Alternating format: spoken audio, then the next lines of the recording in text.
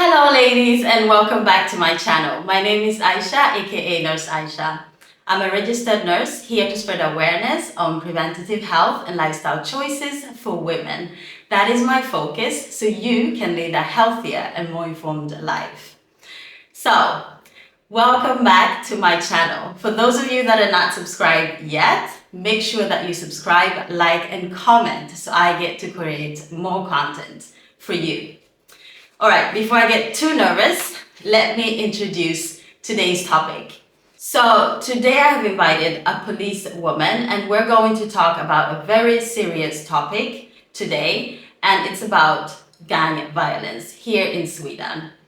So Rissa Seidou is a policewoman that works here in Rinkeby, a suburb mostly known for its large immigration population, for multiculturalism, but also for the socioeconomic challenges with segregation, poverty, gang crime, and social exclusion. We're going to talk more about the issue of gang crime and gang violence in Sweden, the failed systems, and how it's affecting our community health. Rissa is going to talk more about the work that she does with young adults in this area. I hope that you tune in and listen to this conversation. We're also going to talk a little bit about this book, Ett ord för blod, a book that describes the gang violence here in Sweden very well. If you live in Sweden, live in these suburbs that are known for gang violence, I really recommend that you read this book. You can get to understand how these children think and what is happening around our communities while this is happening. So, on that, please welcome Rissa Seidou. All right, ladies, so welcome to this topic. I have Rissa Seidou. I'm a police officer in northwest of Stockholm, specifically the suburb of Rinkeby, where I work as a community policing. Yes. And actually, I don't speak English, but I'm forced to speak English today, so I prefer to speak French, but I can't, or Swedish. But this lady forced me to speak English, so I'll try to do my best. Yeah, so Rissa is originally from Togo, so you don't really speak English. West Africa, shout out to West African people. Exactly. Why does Togo not speak English? Because Togo Nigerians. I know, but Togo has been like French colony, so we still have French. But I do speak Spanish, but English is not my first language. Okay. So I mean, I can say that French is my first language because I speak French very well, and Swedish. Then I learned English in Sweden, so I'll try to do my best. I hope that you people understand me. Yes, they will.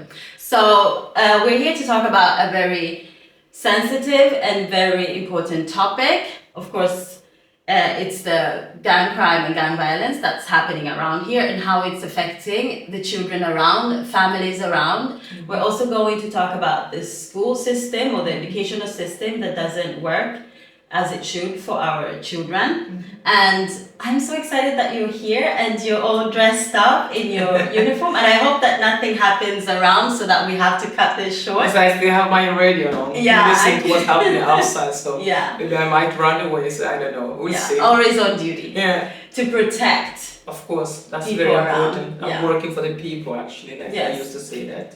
Yes. Yes. I have to ask, how different is it to work in this area? Do we think that it's changed? Because we're here today at the police station and it's moved to Rinkeby.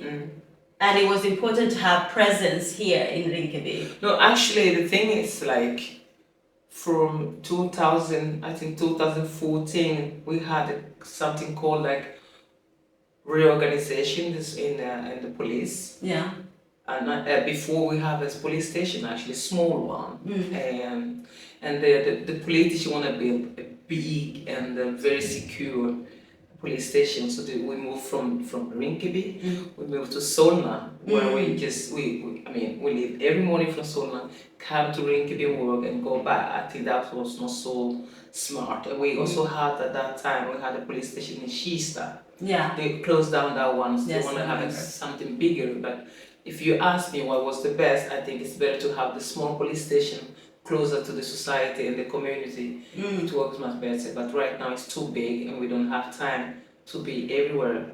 If you we cover like Rinkeby, Tensta, Kista, Husby, Akalla, and also Spånga, and we talk about 90,000 inhabitants in the whole Järva, and you have like 3 districts, Hjulsta, Husby, and Rinkeby.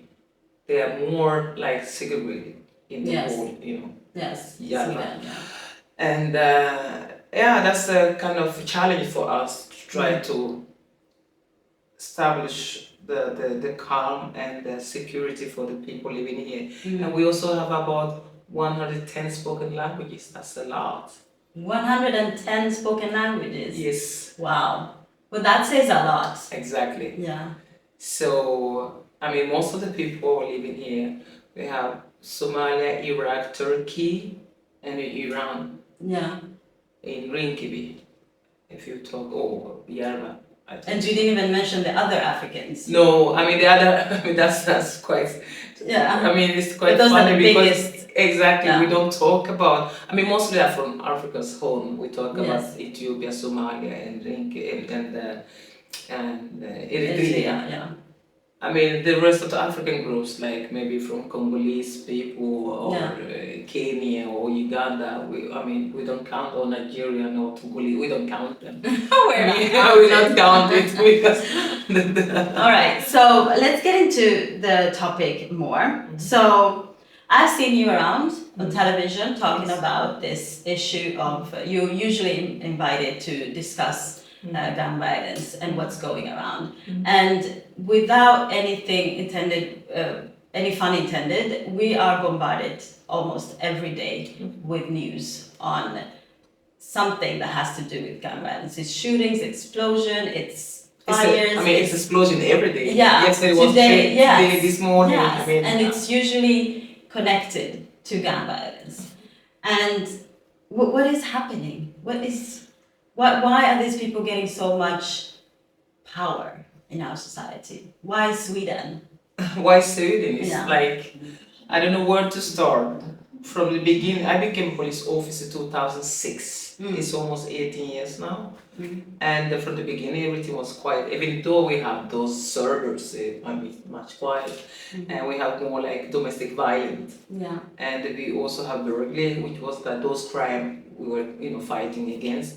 And I think 2014, when we moved out, when we have this reorganization in the police, within the police, then we were not here, we were not present in the area. Yeah. Then the youth start to organize themselves and drug dealing and start to recruit themselves and start to make money, and everything start with the kind of, I think it start with the robbery, how do you call it, this exchange. The exchange bureaus. Yeah. And then that's what everything started.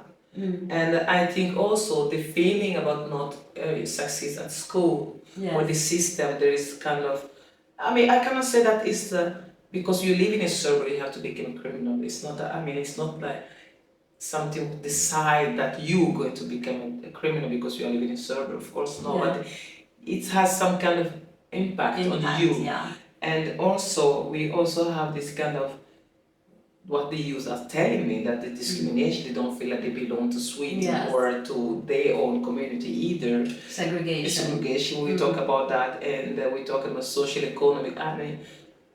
People have food in Sweden. You are not hungry. You can, but I think it's more that the parents lost control over the kids because they don't know what or how to give education to the children, because in our country we used to beat children, and it's forbidden in Sweden, but they don't have the tools what to do. What can I do for my kids? Can I take the phone from my son? Can I forbid her or he to go out? But do I have the right? They don't know. It's a lack of education about the Swedish not culture. I don't call it culture because we have different culture, but I think the system, you need to understand, to know what to do when you have problem, and the social has to be more open and explain what they are doing, what they are for. Right now, many people are afraid for the social services because they feel like the social can't help them, and the social their friends, they just want to take the kids from them. So I think it's kind of mixed thing about this having kind of name, make yourself well known, and get power. You know, like I told you before, money gives power, and they want also to have those Gucci bags, Gucci, I don't know, material things. And it's one of the reasons, but it's not all. It's also, we also have this mental health. It's a part of everything. So everything kind of makes a mix of everything.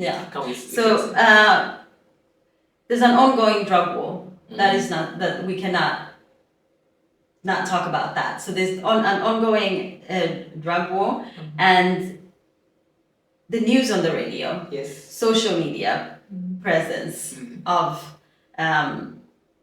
the criminal people that are recruiting our children. So what is happening, from what I hear, is that there's a lot of young adults being recruited, and you just mentioned a few. So first and foremost, the families or the family structure is lost. People cannot discipline their children because they cannot discipline them using corporal punishment. So that is one. So the family system is broken. And then the next you moved to Sweden, maybe if you were like a minister in your country, like my dad used to say that domestic animal and how do you call the other in English? The one living in the forest, I don't know. Oh, the wild animals. The wild animals all together living from the same plate. I mean, that's mean a lot. It's because even if you were someone in your country, you moved to Sweden, they try to put it like everyone is equal, and they put all together like we are the same people. I mean, Africa has 54 countries, but they used to say black people, African people. They can, I mean, all those things, when you hear that every day, and you as a mama or father, you don't have a job, you just move to the country. And if you're well educated, it's very hard to find a job because your name, and you don't have the contact, you don't even know where to go, where to apply the job and everything. The system is a little bit strange for us. So we need to know how can we educate our children, and what do we need? I mean, the Swedish society have to give us the tools, because we have our own way with us before we move to Sweden. Okay. And how can the Swedish system then do that? I mean, what's your suggestion? For me, from the police side, we do we do a lot, because it's not even something for the police, but we have like dialogue with the parents, explain to them, you have the right to do this. You can tell your child, don't go out after 10 o'clock in the evening. You have the right to take the phone. You have the right to refuse to give them money and all those things. It's their right. But if they don't know, they don't have that kind of information, because the children use this against the parents. I'm gonna call this social. If you don't let me go out, if you lock the door, if you take my money from me, or if you take my phone from me. And sometimes it's happened that the social take the kids away from the parents. And in our culture, what do we have? The most precious, we have our children. Okay. So we don't want to let it go, so we get afraid. So we just give away. We just give up. Say, okay, I'm not doing anything. I'll let you do whatever you want. I mean, if you're 18 in Sweden, it's like you became already adult. So your mom or your father can't tell you, what to do. And also, if they have something kind of help for you, the parents are excluded from your life. That's the system. So I think they have to try to give information. I don't know if the social has to do it, or it's the police who has to do it. Inform the children, inform the parents, also involve the parents in the children's life differently. They just have to. Otherwise, we can't solve this problem. It's going to be it's a huge problem. And I'm not saying that's good, but I think today it's not only the children from the suburb who are So it's committing those everyone. crimes. Now it's everyone. Yes. Everyone can be recruited anytime.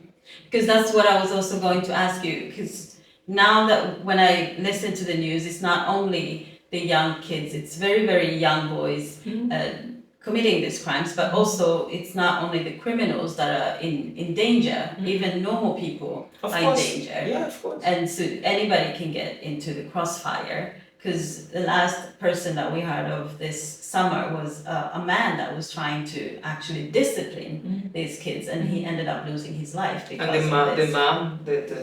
the woman who was killed in Ankara. I mean, she has nothing to do with the gun violence. Yes. She was very nice woman, but she was being killed. So what do we do to protect ourselves then from this? I mean, this problematic is quite complicated. I don't think that we can solve the problem one day. I mean, it takes like maybe between 10 to 15 years to try to establish calm and security in the country. And it's not only from the politician or the police. I think the whole society has to get together and try to help also. And we have a system where people are afraid to enter, to do something, you see someone shooting, you don't want to see, you just run away. Well, of course we're afraid because you saw what happened to him. He tried to discipline, he tried to interfere. But we can't not even live in this country and say that we're all afraid. We can't be afraid all the time. I used to tell the mothers here in Rinkeby, you have to go out and look after your children. Yeah. But the problem is now that they're working night shifts, they're working around the clock. They have to get away from poverty, or trying to get away from poverty. I know, I agree, but I have one woman here. She has 8 children. None of them is criminal. Not even one. They are living here. How come? So maybe she should teach other. Of course, because it's not only she should. Those who have many children, or who knows that the children are already on the wrong way, going on the wrong direction, they should just try to take contact with the social and ask for advices. Okay, so now we've passed that. The family structure is broken. Of course. So now let's go to the next system, the educational system. What is wrong there? What is happening? When it is wrong, because if I go back to myself, when I moved to Sweden, I think the teachers told me that as you come from Africa, I'm going to put you together with those Africans. And I said, but some of them never been at school. They are like, I'm not. And she said, it doesn't matter, we're all the same. And she put those people who are from Yugoslavia with the Swedish children. And she said, they are much closer to us. Oh. So that's explaining everything. When I went home, that's discrimination. Exactly. When I went I told my dad, and my dad came to school and said, but do you know my daughter? How come you talk that way? I would never accept this. And it became like a kind of fight between my father and the school, and he said no. And it ended up that I went with the Swedish children. I mean, that's something the school have to stop with, putting children together, or trying to say that, because you are a foreigner, that you don't have Swedish as a first language, it's better for you to study Swedish too, which is much easier than the normal Swedish. I mean, why? I mean, the child is born here. So this education system is not so good for us. They have to see us. We also have potential that we can also do better.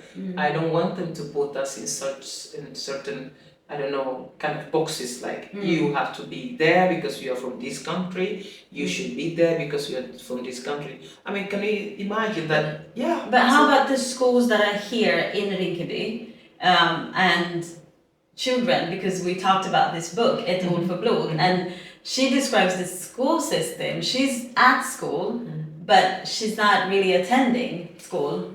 And this is where everything is happening. There is no motivation. There is nothing. There is nothing. There is no kind of how do you call it, forebilder? You call it idols. Idols, like to look up to. To look up to. I mean, the teachers. Most of the teachers are Swedish here. Okay. So there's a lack it's good representation. Of course, it's good. At the same time, it should be kind of mixes. Like you have teachers from different, but of course most of, because we are learning something from them. We came from other country, we're gonna learn.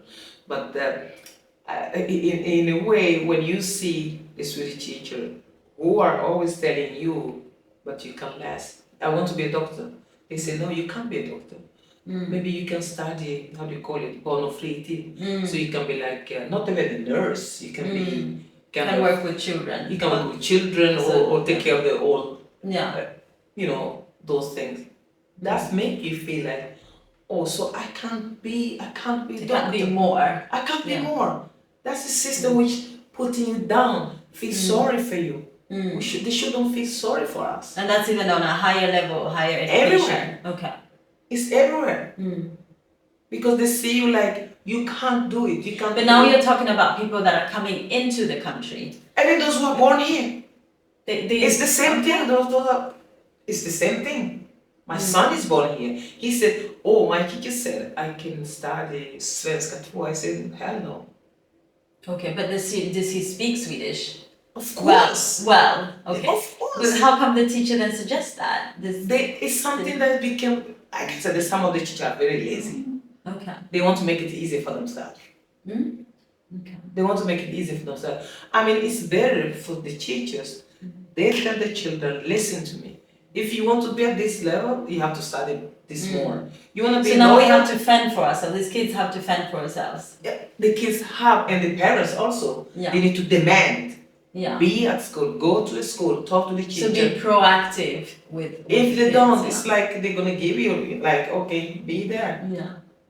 I mean, even my sister, when I said I'm gonna become a police officer, they start to laugh at me. They said, okay. You become a police officer? Are you mad? Are you normal? And that's the problem with representation. There's a lack of representation. They said, no, it's not gonna happen because not here in Sweden. I said, yes, I'm gonna show you. Yeah. And she was laughing at me, my teacher. And I have those teachers who like, they believed in me. Yeah. That's what we need. Teachers who believe in those kids. Even they are born here, have two parents from other country, but they need to push them a little bit more as a challenge. Everyone can't be the same. Yeah. In Swedish system, it's like, alla ska med.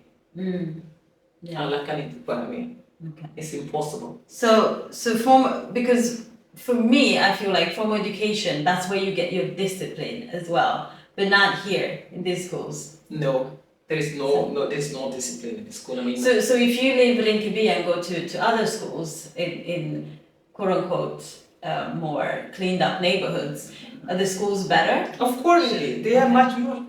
I mean, when I go to Rinkeby, not only Rinkeby, if I go to Kista, and I try to give like information, try to give kind of education about crime on a crime, or domestic violence, or crime on the internet, you know. Yeah. They can't even stay. They ask about guns. What kind of gun do you have? How much money do you have every month? I got those questions. When I've been in town, the first question, oh, what do you do to become a police? Wow, that's very cool. Oh, I'm so proud. So basically, the criminal activity, that's what they look up to. That's what they see. You see the rappers on TV. Yeah. The children want to be on video. So those are their idols. Of course, they want to be on video. They want to have the money. I told you, money is power. It is. But how much power do you get when you're 12 years old? Of course, you get power. You get the name. When you're 12 years old. Yes. There is something we say, the criminals say here in Rinkeby, it's like, take 4 and become 100. It's like take 4, it's like if you shoot someone, you get 4 years on, on juvenile, call it detention or something like that. And you become 100. I mean, from there, you are like a man. You are. So how old are you, 12? 13, 14, 15, 16 when you come out. When you come out, then you still have, it's like, I don't know what to say. I call it kind of extremist radicalization because it's very dangerous grooming children in this thing in the mind. It's like, because it's brainwashing them, thinking that this is the best. This is the best they can do. They have nothing else. I mean, I usually think about this because, I mean, most of these young boys, are 12, 13, 14. 40, yeah. I don't know if they're even younger than that, killing people. And I think in my line of work, I'm used to seeing dead people who die of natural causes or maybe diseases that they have had. And even that is traumatizing. But imagine taking a life. How do they even, obviously you're 12 years old, your frontal cortex has not really, grown, and you cannot think. But don't forget, for some of them, it's not a choice. Yeah, okay. For some of them, it's a choice because it's not a choice. Or it's a choice. Some of them, it's a choice. Yeah. Some of them, it's not a choice. How can you make this choice at 12 years old? Of course, because you have been bullied at school. You don't have friends. Okay. And they look down on you all the time, bullying you, disturbing. You have a teacher who is not like, how do you say it, like supporting you, giving you what you need, attention, everything. You have at home, you don't even have a room where to sit down and study. Okay? Mom worked very hard. You can't talk to your mom when you come back home. What do? You are looking for friends. Yeah. And then you find those people who become your family. They give them a security. Everything. Yeah. They give them everything. That's very important. But it's not everything though. It's just a picture. It's a deception because they don't support them after that, after they've done the job. Of course, I used to tell the children or the children, I say, or the youth, I say, when they used to shoot someone or you have been shot, when we came to the cemetery, you're going to be alone. They're not following you. Yeah. So the brother, you say you have a brother. Where is your brother then? When you got shot. And that is so horrible to see. Yeah, that. They say in welfare Sweden, we're burying 12 years old, 13 years old. Yeah. And where are the parents? I mean, what do you see when you see these mothers crying for their children? How does that feel? How is that? For me, it's very hard. My heart bleeding every time I have to tell the father, the mother that your child has been shot or something like that. I feel so sorry for them. And I cannot be I don't know, the doctor or whatever. I can just try to help them to get back to the normal life, which is very difficult for most of the parents. They're normal after that. Yeah, they got a trauma. I've seen fathers who became alcoholics after losing their child. Yeah. And because they don't even know where to go, they don't know what's going on with the investigation. And most of the time, the police became better now. Most of the time, we don't find the murder. We don't find the suspect. We just let it go and just dismiss the case. Things like that. Yeah. And but things are getting better, and those children need to feel like they have a meaning of their life. Okay. So you're usually the first responders when things like this happen, and then to the next step, and you follow up because you work directly with this community, and you see this from the beginning. You meet the children while they're committing these crimes, and when I'm going to tell you something. Also, I think sometimes about myself as a mother. Can you imagine I met 3 young men around 3 o'clock and they were like protecting bullet, this with them. And I said, listen, can you just stop on this shit? You might be shooting soon. Why are you doing that? They say, oh no shit, we don't care. Nothing's gonna happen. Look at us. I said, okay. 5 o'clock. And I get a call, not a call, he went on radio shooting in Tensta. And when I arrived on the scene, they were by the youth. Both of them were dying. And can you imagine I have to go back, because I spoke with the mom in the morning about the same issue. I said, listen, you have to do something. And then 5 o'clock, the boy is dead. And she just moved from Sweden. Leave the father and leave her daughter in Sweden because she was in shock. She left. She just left the country. She just moved back. Out of fear or just out of No, shock? I think out of shock and out of trauma because she stayed and she was waiting to see what's going to happen. And she was a little bit disappointed on the system. Yeah. And also, the process, it was too long for her. Yeah, because it's not like back home in my country that the person or the suspect is arrested the next day and put in jail. There has to be a whole process of, No, we arrest them. Those people we arrested the same day, but it's not easy. It's a very long process because if you know who it is. yeah, but in Sweden it can take like maybe 6 months, between 6 to 1 year to have an investigation. I mean properly, because you have to be sure 100% sure that the suspect is a purposeful committed crime. So it's a little bit complicated. It's not that easy. Yeah, so now we talked about the mothers, because that's what I hear. Even working as a nurse, it's usually the mothers that call and talk about how they feel or what's happened to them. And it's also the mothers that we treat for this trauma. Where are the fathers?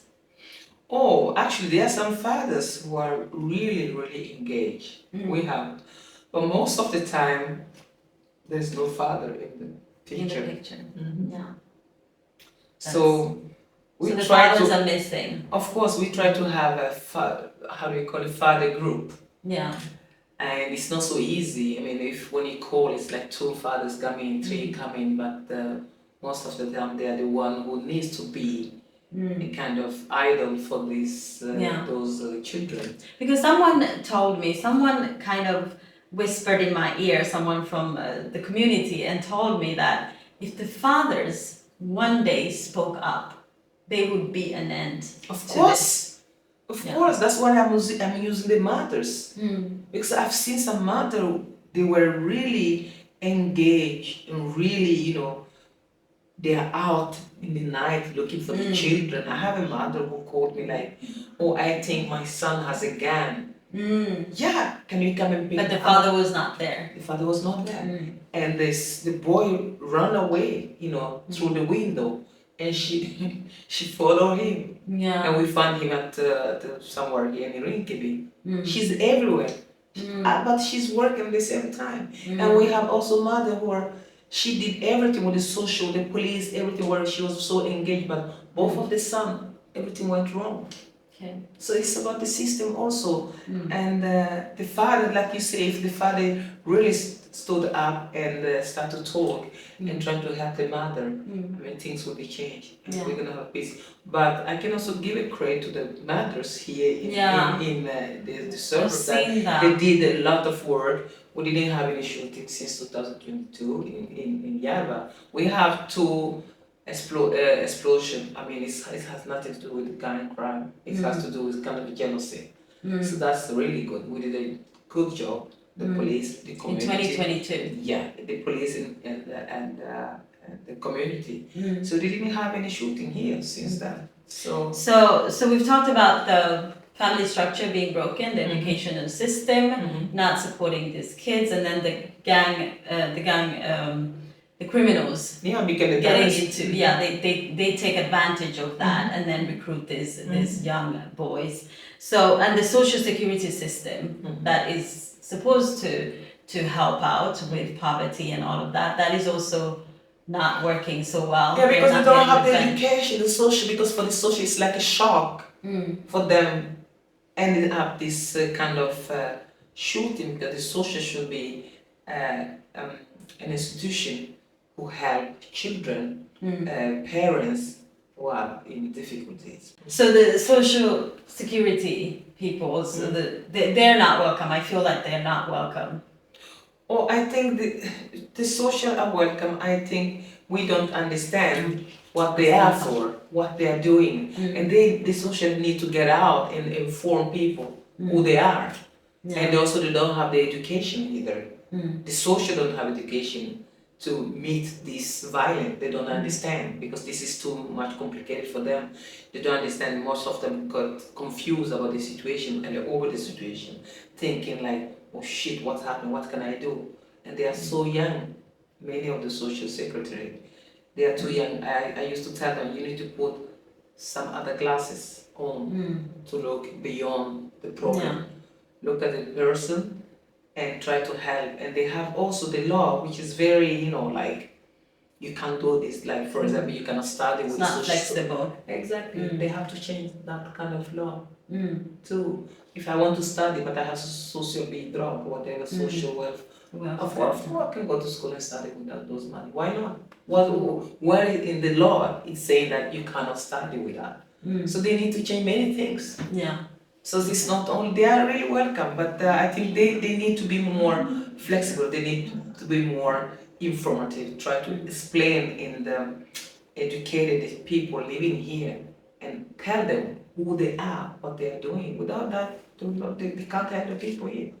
And also the things like it's two different things I want to talk about is that those people who are involved in this, some of them want to do it by themselves.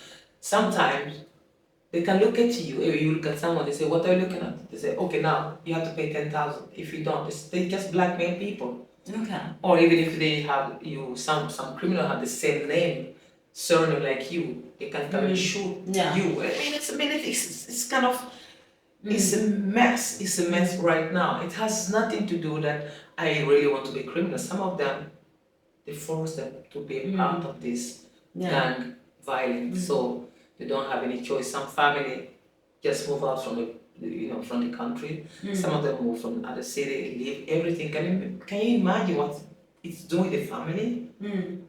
It's tearing the family apart and broken the whole family, the family structure.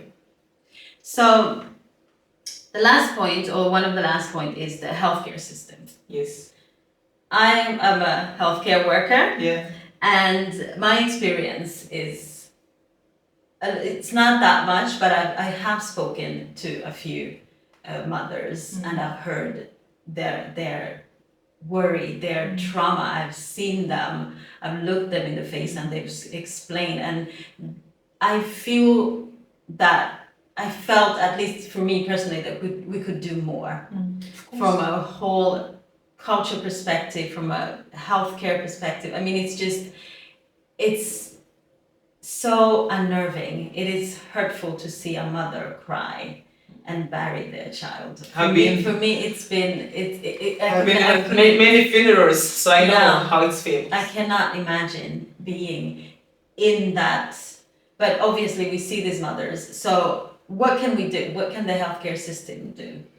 I mean, let's start with what is not happening. Why are these people not coming more or seeking help?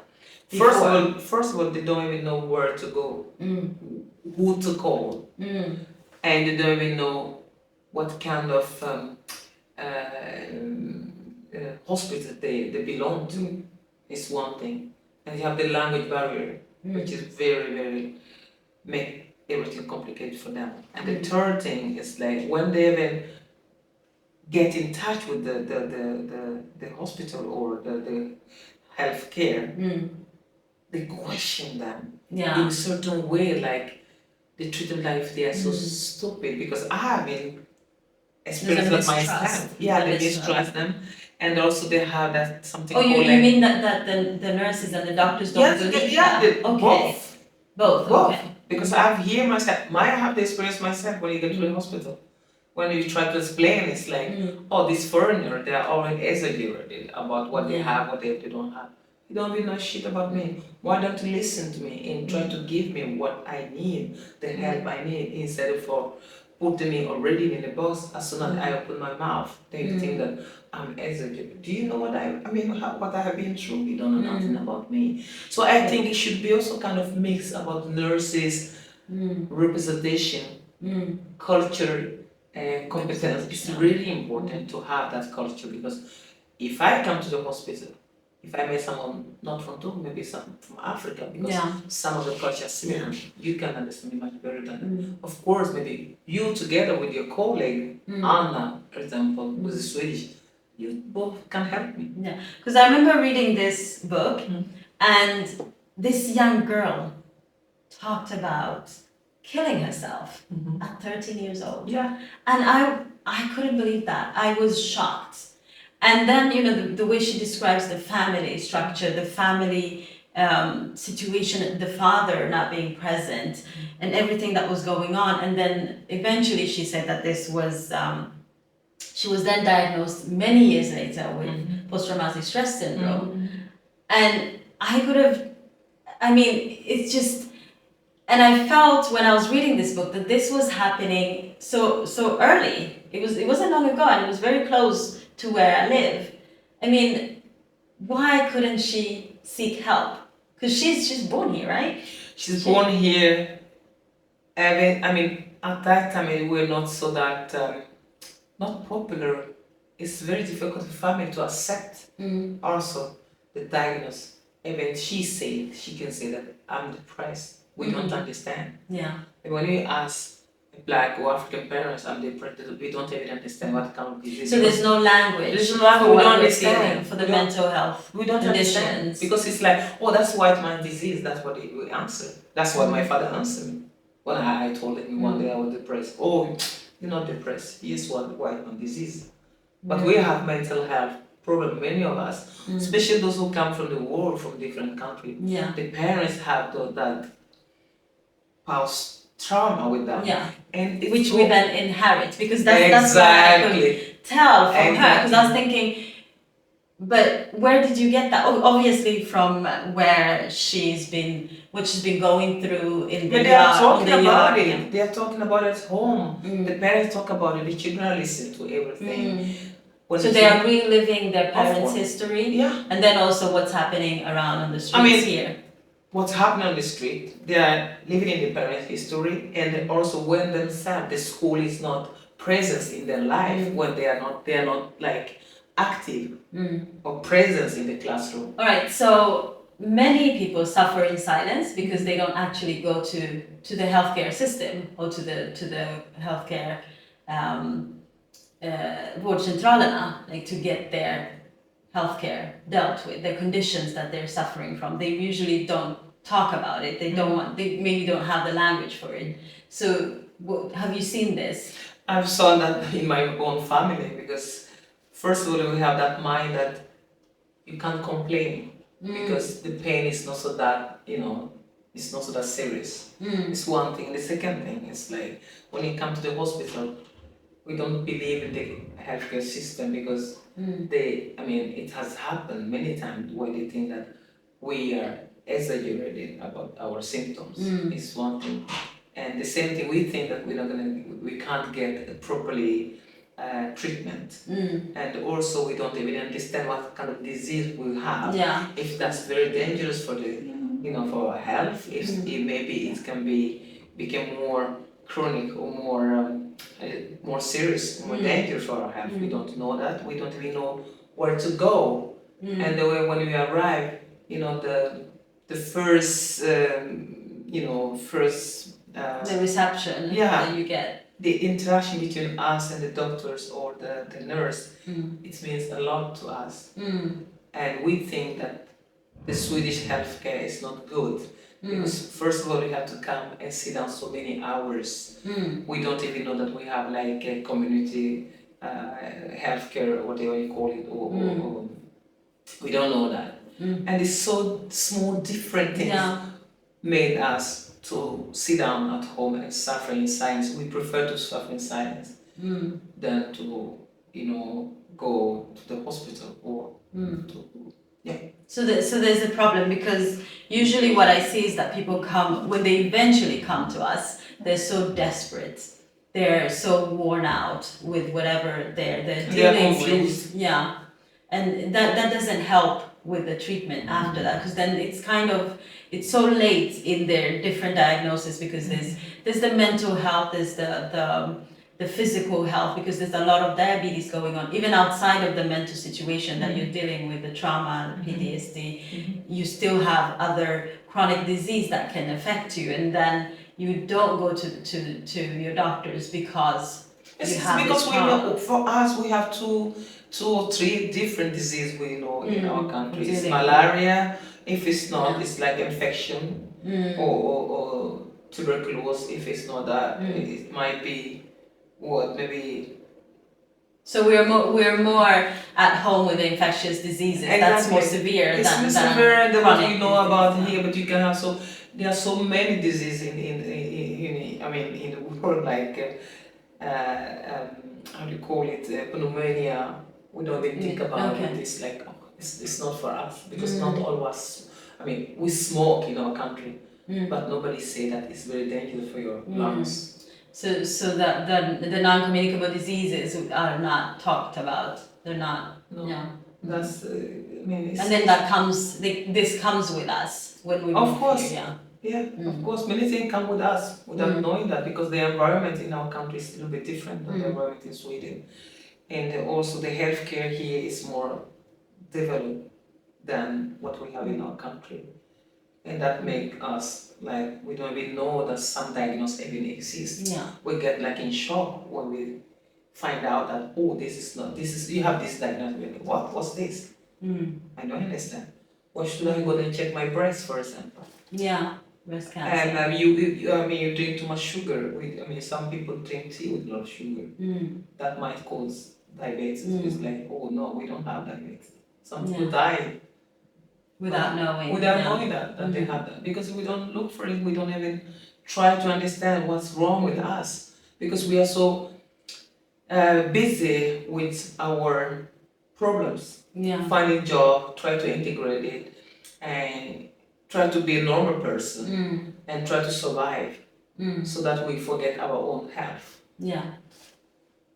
And that is why we are here today to talk more about. Yeah. It's important. So, yeah. All right. So a reminder. Yeah, not of course, to forget. Not to forget ourselves. No. And not only taking care of our children all the time, or working and sending money back home. It's not gonna help us. We have to think about, as we are in good health, we can help others. Yeah. So we need to help, to build a kind of community. I'm not talking about outside the Swedish society, but we need to, within this, to network and help each other, remind each other that we need to, when we're sick, if you don't know, ask for advice to someone who knows. Yeah. Not only try to talk to your someone from your country who has no information, no clue about how the society works or functions actually. So, Rissa, yes. Last question to you. Thank you. So you are usually first on the scenes. Yes. And you see a lot in your line of work. Yes.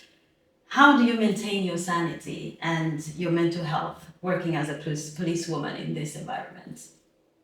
First of all, me, myself, person is kind of, I don't know how to explain in English, but... Don't say strong. No, I'm not saying strong. Okay. It's what we have, being the first black lady, became a police officer, is also something that gives... In your family or in Sweden? In Sweden. Really? Yes. In 2006. And you are the very first black, with two parents. Woman. Okay, so not the first black person, but the first black woman in Sweden. In 2006. I became a police officer. Wow. Yes. Okay. Coming to Sweden at the age of 20 and then really to get myself to become a police officer, be the first black, as I say, in the whole Sweden. Having two parents from Togo, also moving to Sweden, is kind of a huge change for the whole family. And I can say that my parents were military before we moved to Sweden, so... Oh, so you have that background. I grew up in the military camp and everything, so I have that mind. It doesn't make me strong. But I think what made me strong is growing up in, school, boarding school. Yeah, so discipline. Discipline, and also have a faith. Yes, spiritual exactly. Health. Yeah. And the third thing is, like, in Sweden, I'm so lucky to have the Swedish police. Every time something happens, that we have the briefing, talking about it. Yeah. And also having support from the family and friends. And we have here at the police station that we can support each other. It has nothing to do that I'm strong myself, but it's like different things what make you, so you can continue moving on and keep yourself in good health. But it's not enough. It's not enough at all, because meeting those people all the time, shooting, you go from there shooting, being a first responder. Blackmail, be the first responder is quite, how do you call it? You have, it's impact you. I cannot say that when I get home, I just sleep and I don't think about it. I think about the parent. I can see, the scene back, what happened, the blood and everything. So, and I try to train also my mind, mental training, and also train physically, go to the gym sometimes, and talk about my situation to a lot of people, sharing my story. And that is kind of therapy also. You don't tell about what happened on the scene or giving names or things. Everything is, secret. Confidential. Yeah, it's confidential and secret. But talk about how I feel. I mean. So do you have a therapist to go to therapy? Yeah, but I have at work. Okay. I don't go to special therapy. Okay. But we just have like the briefing when something happened, which is like in part. Is it a group session? Yeah, a group session with those police officers who are at the scene. And we can talk about what happened, what did you see, how do you feel, and after you just continue. Yeah. And it's difficult. Yeah, and also I know that the police, is for them very important that we seek for our health, and they always ask every morning when they come to work. They ask, "How are you today? Did you sleep well? How was it at home?" I mean, we talk about the family issues also. So it's kind of therapy. I think so. They know that maybe you can't go out to work today. Maybe you have to stay in the office, or maybe you. After one of these scenes. Yeah, not all that, but every morning before we get out to our car, we talk. We sit in the group and talk. How are you today? We ask the question to each other and we answer. And it's very important. But being saying that black never crack, I'm strong, is not enough. I mean, that's not true. Yeah, it's not helping us at all. Yeah. We need to be more vulnerable. Try to show that we are touched, because every time I go to the funeral for those youth who has lost their lives, it makes me very sad. Yeah. I think about them all the time. I think about the mom, the parents. I try to help. At the same time, I myself need help to talk to someone. So, I don't know. Because as people in service, we usually don't think about our own health and maybe talking to how that affects you when you see people in that type of situation, suffering and dying and it's like you made a choice. So we used to say that I made a choice. I have to be there, try to be strong and not to service. But at the same time, when it's too much for me, I can just become and sit down in the office and work as an investigator. So it's also good because I have that choice. We need you. You cannot burn out. So make sure that you stay on track with that. Yes. Of course. Thank you so much for coming and talking to us about this. Me. I hope that many of the parents wake up and try to talk with the kids and think about themselves. That they don't forget themselves. It's very important. Their health are so important for everyone. They are also important as parents. Their health is important. The children are important to us, and the community, the society is important. And you're also important, taking care of all of us. So thank you so much for watching. We just finished this interview with the very first Black female policewoman in Sweden, and it's been very insightful. This is for parents, this is for the youth that are out here in the suburbs of Sweden, anyone that is in this society that is experiencing and hearing these stories of gang violence in Sweden. I hope that you get something out of this. Thank you so much for watching. Make sure that you subscribe, like, and comment. I would like to hear your experience with gang violence here in Sweden and what it's doing to our community health. Bye. Ask questions. I'm gonna answer to your questions too. If they send questions to you, I can answer. No Make sure that you put down the questions for Rissa in the comment section. Bye. Bye. Thank you.